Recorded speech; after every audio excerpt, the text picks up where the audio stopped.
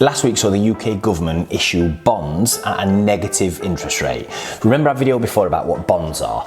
Basically, you lend out your cash normally in return for interest, but not anymore. So what does this actually mean? Well, you give the UK government £100 of your hard-earned money, and in return, they will give you back 99. Let me repeat that.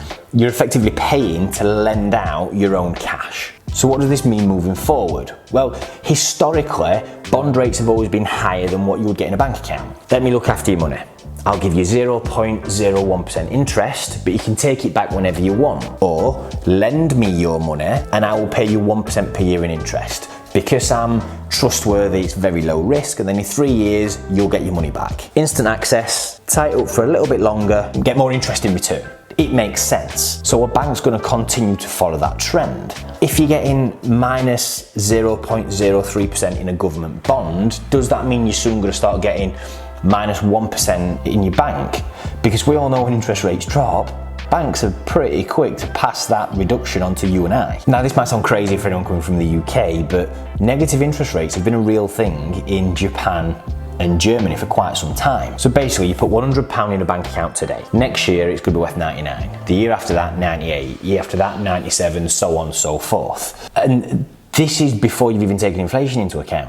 Once we add that in, it looks even worse. So for example, let's say you've got £50,000 savings, and your bank's giving you a negative interest rate of minus 1%, and inflation's running at 2.5%. Your £50,000 life savings nest egg in 5 years will be worth 42. Your life savings will have lost £8,000 in 5 years. Now, there'll be a lot of people watching this saying, oh, well, if my bank did that, I'd just close the account.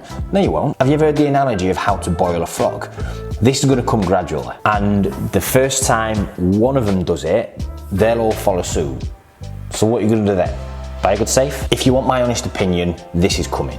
First, the Bank of England is going to drop the base rate to a negative. Effectively, the interest rate what banks lend to each other at. And the minute they do that, you'll then get high street banks giving negative interest rates. And the minute one of them does it, they'll all do it. It'll be like falling dominoes. Now tell me that your money's safe in the bank. Let us know your thoughts. Do you agree? Do you think I'm talking rubbish? And when it comes in, when it happens, where will you be putting your life savings?